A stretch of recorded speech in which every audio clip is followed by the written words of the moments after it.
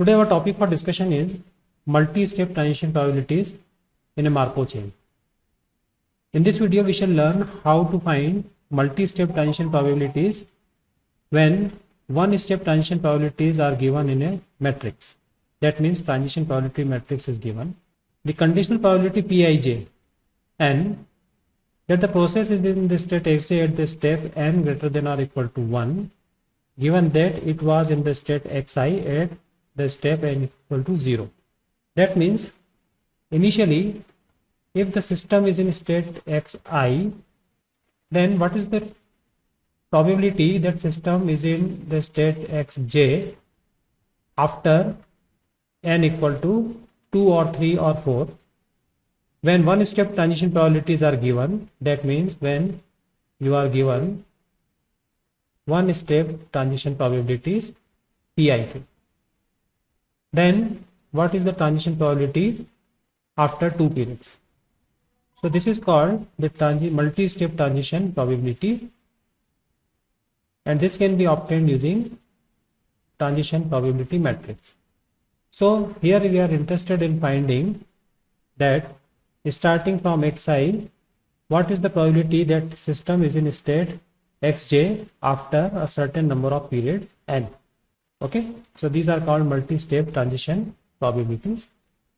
So these are denoted by Pijn equal to probability that xn equal to xj such that x0 equal to xi. The meaning of this probability is starting from the state xi, what is the probability after n periods that the system is in state xj, or the system assumes the state xj after n periods. So this is the notation. This is called multi-step transition probability. And when n equal to 1, then this is just one step transition probability. So these are given in transition probability matrix. Okay, one step transition probability matrix is always given. So these are nothing but one step transition probabilities. So for n equal to 1, Pij 1 is Pij only, one step transition probability. To find the multi-step transition probabilities, we use Chapman-Kolmogorov theorem, which says if P is the transition probability matrix of a homogeneous Markov chain, then the n-step transition probability matrix is given by this PL, which is ordinary multiplication of matrices. So this is how you can find multi-step transition probabilities using given transition probability matrix. So to find Pij at second period, this is the probability, this is the notation, and meaning of this is probability that x2 equal to xj such that x0 equal to xi. That means starting from state xi at n equal to 0, what is the probability that system is in state xj at n equal to 2. So we have to find two-step transition probabilities. Starting from xi at n equal to 1, it assumes state xk. Xk may be any of the given states, and x2 equal to xj. So starting from xi, going through xk, any of these states, given states, and moving to the state xj in 2 steps. This is the meaning of this notation. So this is equal to, we can break this into 2 steps, 2 one-step transition probabilities. We can break this into two one-step transition probabilities like this. So starting from xi, after 2 periods it is in state xj, n equal to 0, n equal to 1 by 2.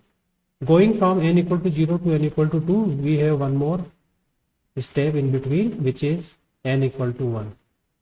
So n equal to 1, it may assume any of the given states s1, s2, s3 up to sn. So for xk there are m number of possibilities.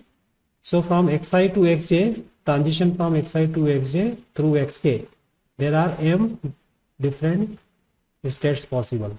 So from xi to xj, two-step transition probability we have broken into two one-step transition probabilities, Pik and pkj, and both are one step transition probabilities. So in this way we can calculate these probabilities, and both are one step transition probabilities because this is x1 to x2 one step, this is x0 to x1 one step. So you can write like this, pkj into pik1, and these are nothing but one step transition probabilities. For every pair of I and j, you have these values of k from 1 to m. Therefore, we have to take summation, and this is algebraic notation for matrix multiplication. This is p square. So, two-step transition probabilities or second step transition probability matrix is p square, just p into p. Similarly, if we want to find pij3, that means the transition probability matrix after third period. So, after third period, if you want to find starting from xi n equal to 0, then this is n equal to 1, this is n equal to 2, and this is n equal to 3, and this is xj. So what is the probability that system is in state xj after 3 periods? That means you are finding this probability, pij3. So here again you can break this pij3 into two parts. From here to here, second step probabilities we have already found, and from here to here one step transition probability is given. So you can break this probability pij3 into two parts, xi to xj in two steps, and then xi to xj in one step. So in between we have two possibilities, n equal to 1 and n equal to 2. So this we have already calculated, and this we have been given in transition probability matrix. So we have broken this probability pij3 into two parts, xi to xk in second step and xk to xj in second to third step. Therefore, we can write this as xk to xj from second to third and xi to xk in two steps. So this probability we have already calculated. Therefore, we can write this as pik2, and this is pkj. Again, k varies from 1 to m. Therefore, we can take this summation, and therefore third step transition probability matrix is just pq. So this is Chapman-Kolmogorov theorem. You can find transition probability matrix for any n. That means n step transition probability matrix, which is also called multi-step transition probability matrix. So in general, Pn is ordinary multiplication of matrices up to n times, because this is square matrix. P is a square matrix, you can take its multiplication any number of times. Then next is state probability vector. I have told you already that if R0 is the current probability distribution of the system, that means R0 denotes the probabilities of system in state S1, S2 up to Sm, if there are m state possible. Then R0 is the current state probability vector, which shows the initial probability distribution of the system or the states, initial probability distribution of the states. And the one step transition probability matrix is also given. Then the state probability vector after n equal to 1, that means after one period is R1 equal to R0 into P, and after two periods R0, after two periods R2 equal to R1P, which can be written like this, R0 into P square by using R1 here. In general, the state probability vector after n period is given by Rn equal to R0 into P to the power n. So this is the probability distribution after n periods if initially R0 is the probability distribution. Then steady state equilibrium or steady state probabilities. So it is found that the probability distribution vector R0, if initially R0 is given, then if we find R1, R2, R3 up to Rn and so on. So if we keep on finding R0, R1, Rn in this way, then we find that after certain number of periods, these probability vectors become a constant. So if we keep on finding R0, R1, R2, R3 up to Rn in this way, we find that after a certain number of periods, these state probabilities tend to become constants. That means Rn and Rn minus 1 both are same. That means the probability vectors Rn and Rn minus 1 both are same. Therefore, in this way, in this state or in this condition, we say that a steady state or equilibrium condition has been reached. So we can find the steady state probabilities using this formula. So in the long run, it is also called in the long run, if the state probability vector is this, that means the constant probabilities which we have obtained after finding R0, R1, R2 up to Rn. So if steady state probabilities are these, with the condition summation of all the probabilities equal to 1, then at the equilibrium, what we get? Rn equal to Rn minus 1 into P. So solving this equation, because Rn and Rn minus 1 both are same, solving these two, we get the steady state probabilities. So these three things you have to remember: how to find transition probability matrix, how to find the state probability vector after a number of periods, and how to find the steady state probabilities. Now look at the example. Take this example. So in this example, you have been given the mobility of the population of a state to village, town and a city in the following percentage. So this matrix or this table shows the mobility of the population in percentages between village, town and cities. So village to village 50% population, village to town 30% population, and village to city 20% population. That means mobility of population between village to village, village to city and village to town. First row shows the mobility of population from village to other places like village, town and city. Then you have to find what will be the percentage of population in village, town and city after 2 years. If current proportion of population is 0.7, 0.2 and 0.1 in the village, town and city respectively. And what happens in the long run? That means if equilibrium condition is reached, then what happens? So first of all, you have to convert this given table into transition probability matrix. So transition probability matrix is very simple. Row wise sum is 1. So divide each row by its sum. So you get this probability. So 50 plus 30 plus 20 is total 100. Divide elements of first row by 100. So you will get 0.5, 0.3, 0.2. And proceed in the similar manner for second and third rows. So this is the transition probability matrix. Let R0 initial distribution of population is 7.70, 0.20, 0.10. Then after 2 periods. That means initially 70% people live in village, 20% live in town and 10% live in city. Then after 2 periods, after 2 years, this is the proportion of population in village, town and city. That means 25.2% people will live in village, 47.9% people will live in town and 26.9% people will live in city after 2 years. In the long run, we know that a condition of stabilization or condition of equilibrium is reached. So suppose X, Y, Z be the proportion of populations in village, town and city after equilibrium is reached or in the long run. Therefore, after a long period, we have to solve this equation. This is after long period, Rn equal to Rn minus 1 into P. So solving this equation, matrix equation,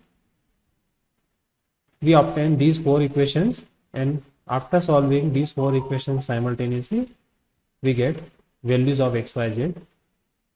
So x equal to 0.17, y equal to 0.55, z equal to 0.2. Sum of x plus y plus z. That means sum of x, y, z equal to 1. This is the condition. So in the long run, 17% of the population will remain in village, 55% will remain in town, 28% will remain in the city. Now look at the second example. In this example, no matrix is given, transition probability matrix is not given. You have to construct the transition probability matrix. So in this problem, a salesman's territory consists of cities A, B and C. He never sells in the same city on successive days. If he sells in the city A, then next day he sells in city B. So it is sure that if he was in city A, next day he was in city B. However, if he sells on either B or C, then next day he is twice as likely to sell in city A as in the other city. Long run, how often does he sell in each of the cities? You have to find this. So no transition probability matrix has been given. You have to find the transition probability matrix. So to find the transition probability matrix, use the given conditions. So you have been given three cities A, B and C. So these are the states of the system, and he never sells in the same city on successive days. So if he is in city A, then he will not stay in the city A on next day. He will go to either B or C. So A to A0. Similarly, if he is in city B, he will never stay in city B on next day. Similar is for C. Now, if he starts from A, then next day he sells in city B. It is sure. So probability of selling in city B is 1. Similarly, if he is in city B, then he is twice as likely to sell in city A than in C. So probability of selling in city is 1 by 3, city C is 1 by 3 and in city A 2 by 3. Okay, because total sum is 1. Similarly, if is in city A C, then probability of his selling in city A is 2 by 3 and in B 1 by 3. So this is the transition probability matrix under the given conditions. So state transition probability matrix is given by this. Then in the long run, suppose he sells in cities A, B and C respectively in proportions X, Y and Z. Then in the long run, we have to solve this matrix equation. So after solving this matrix equation, we get these four equations, and after solving simultaneously, we get this as the solution. So what is the interpretation of this solution? So out of 20 days, he remained in city A for 8 days, in city B for 9 days, in city C for 3 days. This is the interpretation of this solution. Now look at this example. In this example also, you have not been given any transition probability matrix. You have to construct. So here in this example, it is given that a professor has 3 pet questions, one of which occurs at every test he gives. The students know his habit well. He never uses the same question twice in a row. If he used question number 1 last time, he tosses a coin and uses question number 2 if a head comes up. If he used question number 2, he tosses 2 coins and switches to question number 3 if both come up with head. If he used question number 3, he tosses 3 coins and switches to question number 1 if all 3 come up with head. In the long run, which question does he uses most often and with how much frequency is it used? So you have to construct transition probability matrix first. So it is very simple to construct transition probability matrix. You have been given 3 questions, 1, 2, 3. So these are the states. Since he never uses the same question in this row, so 1 to 1 is 0, 2 to 2 0, 3 to 3 0. That means if he used question number 1, then next time he will not use question number 1 again. If he has used question number 2, he will not use question number 2 again. Now if he used question number 1 last time, he tosses a coin and uses the question number 2. So what is the probability of using question number 2? Is same as probability of getting a head in tossing of a coin. So 1 by 2, 1 by 2. Similarly, if he used question number 2 last time, the next time he will use question number 1 or 3 with the probabilities according as he tosses 2 coins and number of heads on the coin. So probability of using question number 1 is, what is the probability of using question number 2? Starting from question number 2, probability of using question number 3 is 1 by 4 because he tosses 2 coins and use question number 3 if both come up with head. So probability of getting both heads in tossing 2 coins is 1 by 4. So this is 3 by 4. Similarly, if he used question number 3, then he tosses 3 coins and uses question number 1 if all 3 come up with head. So this is 1 by 8 and this is 7 by 8. So this is the transition probability matrix of this problem. So this is the transition probability matrix. Now you have to find in the long run which question does he use most often and with how much frequency. So in the long run, suppose the proportions of use of 3 questions be x, y and z respectively in the long run. Therefore in the long run we have to solve this equation, matrix equation, which imply these 4 equations. After solving these equations we get x equal to 0.33, y equal to 0.40, z equal to 0.27. So in the long run he uses question number 2 most often with the frequency 40% of time. Now look at this example from coordinate geometry. A man is at an integral point on the x-axis between the origin and the point 3. He takes a unit step to the right with probability 1 by 3 or to the left with probability 2 by 3 unless he is at the origin, where he takes a step to the right to reach the point 1, or is at the point 3 where he takes a step to the left to reach point 2. What is the probability that he is at the point 1 after 3 walks? So first understand the situation between 0 and 3. The person is at an integral point, that means is at either 1 or 2. So either he is at 1 or 2. So if he is at 1 or 2, he can move 1 step left or right, but if he is at 0, he can take only right turn, or we can move only to the right to reach at 1. Similarly, if he is at 3, he can take 1 step left to reach at point 2. Therefore, if we consider these 4 points as the states 0, 1, 2, 3, then the transition probability matrix is given by like this.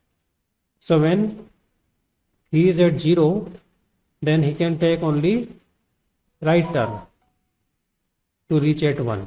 So 0 to 0 is 0, 0 to 1 is 1, probability 1, because he can move 1 step only. Similarly, if he is at 1, then he can go to left or right. So he goes left with probability 2 by 3 and right with probability 1 by 3, because he can move only 1 step. Similarly, if he is at 2, then he can go left or right. So he goes left with the probability 2 by 3. So if he is at 2, he can go to 1 with probability 2 by 3 and 2, 3 with probability 1 by 3. Similarly, if he is at 3, then he can go to 2 only. So probability is 1. 3 to 3 is 0. So this is the transition probability matrix of this problem. So transition probability matrix is this, and the initial probability vector, because he is either at 1 or 2. It is given that he is either at 1 or 2. So probability at 1 is 1 by 2 and probability at 2 is 1 by 2, because he is at one of these 2 points, 1 or 2. So after 3 walks you have to find R3, which is R0 into P cube. So probability that he is at point 1 after 3 walks is 11 by 27, because this is for 0, this is for 1, this is for 2, this is for. So probability that he is at point 1 after 3 walks is 11 by 27.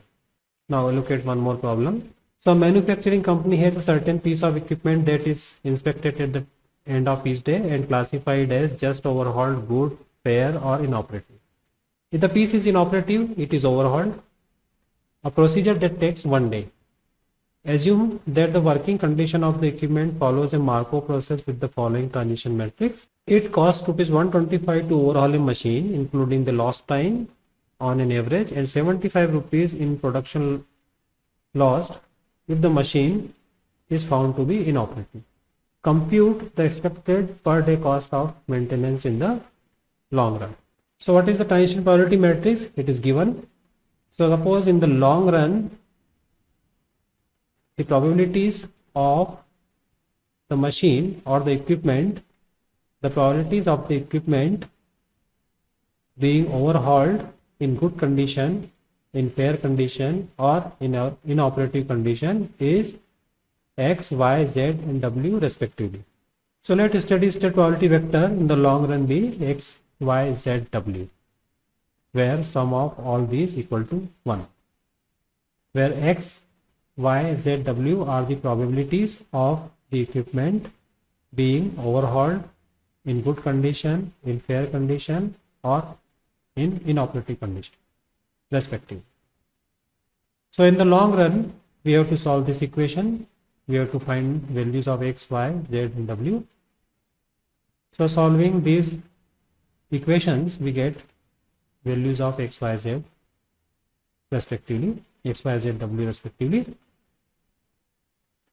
Now the cost of maintenance occurs when machine is overhauling or inoperative. So the company incurs the cost of maintenance whenever machine is being overhauled and is in inoperative condition. So these two are the costs given, 125 rupees and 75 rupees. And what are the probabilities of machine being overhauled? 0.182 and for inoperative 0.182. So these two will incur maintenance cost. Therefore, total maintenance cost per day or average maintenance cost per day is 0.182 into rupees 25. If machine is being overhauled, then cost incurred is 125 rupees. And if the machine is inoperative, the cost incurred is rupees 75. So this is the expected cost or average cost per day if the machine is found to be overhauled and inoperative. Thank you very much.